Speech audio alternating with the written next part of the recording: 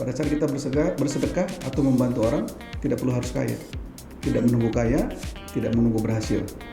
Dimanapun, kapanpun, kita bisa melakukan perbuatan baik. Itu udah sedekah. Jangan pedulikan itu. Biarkan orang berbicara, yang penting kita sudah berbuat baik. Masalah dia nanti mau menganggap kita ABC, itu urusan. Karena itu mah hubungan perbuatan baik kan sebenarnya bukan untuk orang yang kita bantu loh. Iya. Tapi untuk kita. Kan amalnya amal kita. Ngapain mesti mikirin orang lain? Makanya kadang-kadang, aduh saya mau ngasih duit nih 100.000 misalkan, tapi takut dianggapnya ria. Padahal kasih aja. Masalah orang, kamu itu urusan dia. Kan hubungan kita sama Allah, amalnya amal kita. Hai. Sama seperti kita beribadah, beribadah sholat jenazah misalkan. Kan sholatnya memang untuk jenazah, tapi amalnya kan buat kita. Betul. Ngapain mikirin? Lepas saja, kalau kita ingin berbuat baik, ya berbuat baik, walaupun keadaan tidak selamanya baik. Jadi cuek aja, nggak usah mikirin. Minimal hadir di situ. Sehingga apabila seorang anggota patroli sudah melaksanakan tugasnya patroli, tapi di situ masih ada kejadian, berarti dia sudah belum melaksanakan perannya. Lebih baik nggak usah melaksanakan tugas patroli. Toh masih ada kejadian. Iya. Jadi lebih baik laksanakan perannya. Cukup melaksanakan peran kamu, siapapun kamu, apapun fungsi kamu, lantas kayak apa, laksanakan perannya. Selama ini hanya melaksanakan tugas. Pemirsa, kembali lagi bersama dengan Ines dalam podcast Polri Presisi bersama dengan Kapolres Cimahi, Jawa Barat, AKBP Tri Suhartanto. Tadi sebelumnya di segmen 1 ada pertanyaan belum dijawab, Pak. Jadi, apakah dalam Bapak membantu masyarakat ada klasifikasi tertentu? Yang mana sih orang yang harus dibantu dan lain sebagainya? Silahkan, Bapak.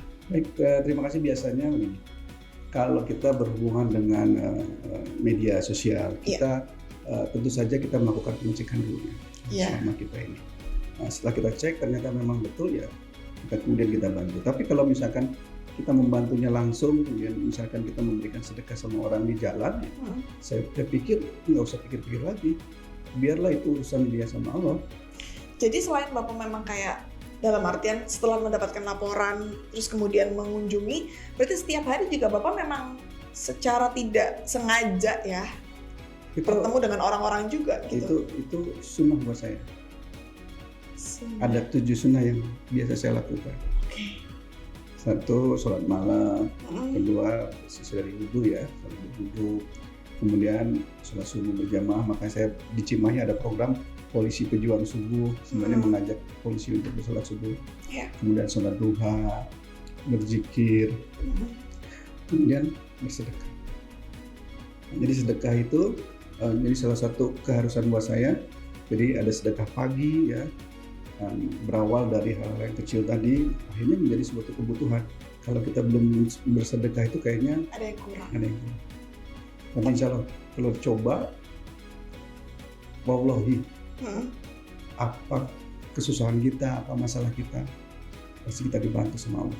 Terus Pak, yang menjadi pertanyaan saya, Bapak kan mendapatkan laporan nih dari masyarakat, mungkin melalui media sosial atau mungkin yang mengatakan kepada Bapak secara langsung. Nah, pernah nggak dari Bapak sendiri yang akhirnya setelah dicek, kan tadi Bapak mengatakan bahwa selalu dicek dulu. Kemudian setelah dicek ternyata, ini kayaknya belum layak untuk dibantu juga. Sebenarnya masih bisa loh gitu, pernah nggak? Kalau pernah nggak, jadi biasanya kadang-kadang kita melihat dari segi, mohon maaf, umur misalkan. Kalau yang saya berangkatkan biasanya di usia-usia, mohon maaf, senja ya. Tapi kalau di usia-usia 30 terus dia ingin berangkat umroh, masih banyak kesempatan yang bisa dilakukan. Kita bantu mungkin dengan bantuan modal. Ya. Masalah dia nanti tidak layak atau layak, biar itu hubungan dia sama Allah. Yang penting niat kita, niat bantu. Yang penting kalau dari Bapak, saya pengen memberi, ya udah gitu. Terserah dia mau pakai jungkir balik ya, itu urusan dia. Bahkan kalaupun itu sekalipun seandainya mungkin katakanlah Bapak melihat orang itu, ini jangan-jangan pernah nggak sih Pak? Jangan-jangan orang nanti pakainya nih hal negatif gitu. Nah kalau begitu kita masih digoda itu. Oh gitu? Oh iya. Kalau kita memang niat kita baik, ngapain mikirin positif thinking? Berarti langsung aja yang penting, ya udah aku pengen kasih ya, aja. Lepas aja. Masalah dia, mohon maaf. Kadang-kadang kita akan memberikan sesuatu kepada orang yang minta-minta ya, masih muda, jangan-jangan dipakai buat minum. itu urusan dia. Kenapa? Kan niat kita niat bantu, sudah ya bantu. Lepas kita, Itu yang nggak sulit bakal kayaknya ya. dibawa pulang, nanti kita masih pusing. Bawa tidur bawa ke rumah, jangan-jangan buat pakai minum. Itu hal negatif. Iya, benar-benar juga ya. Ya udahlah, pokoknya lepasin aja ya Pak ya. Oke, Pak, kalau boleh tahu Pak, Bapak membantu orang, membantu masyarakat itu sumber dananya memang dari Bapak pribadi atau seperti apa? Jadi itu tadi, masih banyak orang-orang yang mempunyai niat baik. Iya. Kita harus bantu menjadi pelopor-pelopor kebaikan. Iya. Kita ini hanya perantara. Banyak masyarakat, orang-orang yang menginginkan kebaikan. Selain dari saya, banyak juga orang-orang yang oke, aku bantu. Misalkan contohnya kemarin kita ada polisi pejuang subuh. Saya bilang sama itu kan kebetulan yang ini ulamanya adalah Pak Ustadz Dasar Latif. Iya. Saya bilang, Pak Ustadz, nanti pada saat ini saya akan mengumpulkan orang. Berapa satu orang? Kalau begitu dari saya satu. Oh, oke. Oh ya udah. Dari situ kan kita mengajarkan kebaikan. Jadi ya alhamdulillah. Jadi pada saat kita coba itu ternyata Indonesia ini sebenarnya banyak orang yang baik. Kenapa nggak kita selalu tebar kebaikan? Nggak usah pedulikan orang yang tidak suka sama kita, apalagi yang membenci sama kita, biarkan saja. Kita itukan dengan kebaikan. Nah, jadi nyambung nih Pak. Kan kadang-kadang nih Pak, masyarakat namanya netizen ya Pak ya, menganggap bahwa kebaikan dari Polri ataupun mungkin ya personil Polri ataupun siapapun itu kadang-kadang dianggap sebagai sebuah pencitraan. Kalau menurut Bapak sendiri seperti apa tanggapannya? Secara pribadi ya, pencitraan atau memperbaiki citra, kalau orang bilang beti. Beda-beda tipis. Memperbaiki citra dan pencitraan. Oke, baik. Tapi kita tidak usah berpolemik perkara itu. Kalau kita bicara masalah agama, ria yang sesungguhnya adalah pada saat kita akan berbuat kebaikan kemudian kita takut perbuatan itu dianggap ria, maka itu ria sesungguhnya. Oke. Speechless. Nggak bisa ngomong lagi. Mungkin terakhir ya Pak ya, dari saya. Kalau Bapak sendiri berinteraksi dengan masyarakat, melihat kondisi masyarakat, kalau boleh Bapak sampaikan, sebenarnya kondisi dari masyarakat, hubungannya antara masyarakat dengan Polri itu sendiri seperti apa? Begini, kalau saya melihat secara pribadi, masyarakat itu tidak mengetahui tugas dan peran Polri. Dan di satu sisi, Polri-nya sendiri hanya melaksanakan tugas, tidak melaksanakan peran. Kalau kita punya indikator, pada saat kita melaksanakan tugas, misalkan contohnya seorang Kapolsek melaksanakan tugas, berarti kita berbicara masalah output, apa sih yang dilakukan? Maka tahanan akan penuh, karena dia melaksanakan tugas. Betul. Tapi pada saat Kapolsek melaksanakan perannya sebagai seorang Kapolsek, maka tahanan harusnya kosong.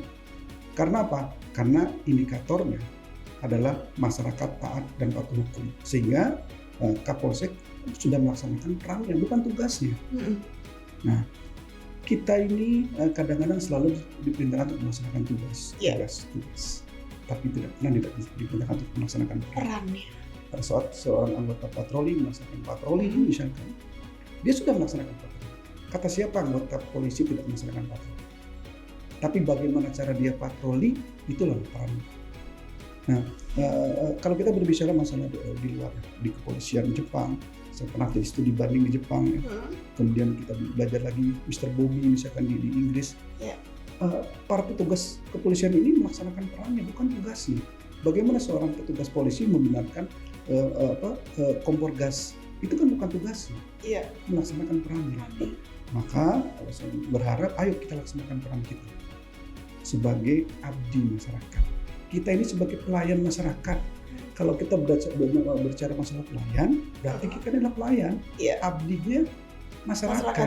Maka jangan pernah menyakiti hati masyarakat. Kan kita pelayannya. Nah, kalau kita punya pelayan, terus pelayan kita marah-marah sama kita, kayaknya nggak ini. Nah, pahami itu tugas itu. Dari situlah maka lama-lama masyarakat akan paham. Jadi kadang-kadang, Pak, kenapa sih tersangka ini ditahannya tuntutannya cuma 4 tahun. Kita kan bicara masalah undang-undang. Nah, berarti masyarakat belum tahu dan belum mengerti hukum. Pak, kenapa diponis? Pak, kenapa ini? Kenapa dia bebas? Tugas kita melakukan penahanan sementara kepada orang yang diduga sebagai pelaku, bukan sebagai orang yang bersalah. Iya. Karena yang menentukan dia bersalah atau tidak adalah putusan hakim. Tapi masyarakat Belum tahunya polisi. Iya. Pak, saya nggak bersalah, kenapa saya dipanggil di kantor polisi? Iya, Nah, pemahaman ini pelan-pelan kita harus ketahui dan disampaikan kepada masyarakat, sehingga kita pun juga tidak perlu mencari penilaian masyarakat. Kadang-kadang kita melihat kita harus dinilai bagus oleh masyarakat. Yang diperlukan adalah kesadaran dari setiap personel Polri tentang perannya. Iya, jadi pada situ tidak akan ada lah, kalau dia sudah memahami perannya, tidak ada lagi nanti anggota polisi yang melakukan, misalkan melakukan, mohon maaf ya, perbuatan-perbuatan tercela ya, yang bisa merusak citra kepolisian kalau dia sudah mengedepankan perannya, bukan tugasnya. Bagaimana seorang anggota polisi melihat anak TK misalkan, Dek, udah ada yang menjemput atau enggak, ayo biar saya antar, itu bukan tugasnya, tapi itu perannya. Nah, kalau semua anggota polisi melaksanakan perannya misalnya, maka kalau kita bicara law abiding citizen, masyarakat yang taat dan patuh hukum, itu bisa terlaksana. Bisa tercipta. Wow, terima kasih Bapak sudah menginspirasi. Semoga ini bisa didengar oleh, ini kita nggak bicara sebenarnya nggak hanya Polri ya, tetapi semua orang yang bekerja memang harus melakukan perannya di masing-masing setiap pekerjaan itu seperti apa. Tentunya biar mendapatkan hasil yang maksimal juga, begitu ya Pak ya. Mungkin terakhir Pak, ada yang ingin disampaikan kepada masyarakat silakan. Saya cuma satu, tidak perlu kita sebagai anggota polisi ya khususnya, pasti banyak yang suka dan tidak suka sama kita. Tidak usah mempedulikan itu, dan tentu saja kita jangan menjadi bagian pembenci yang membenci kita. Bukan berarti orang yang membenci kita harus kita benci. Justru kita harus berikan kebaikan kepada mereka. Itu yang pertama.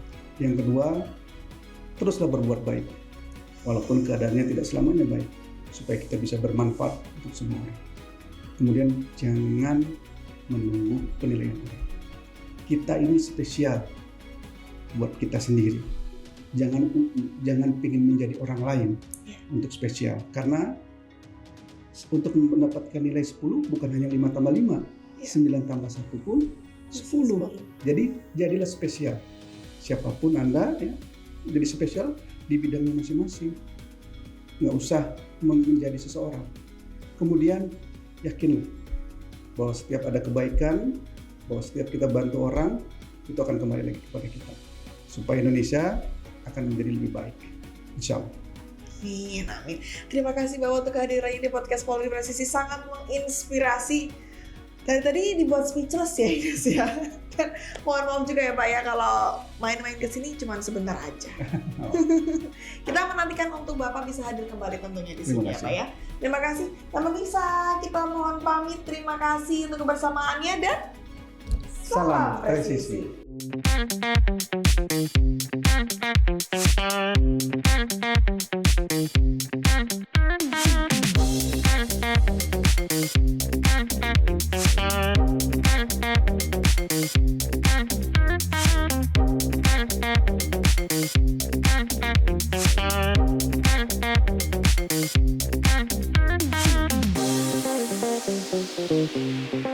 Thank you.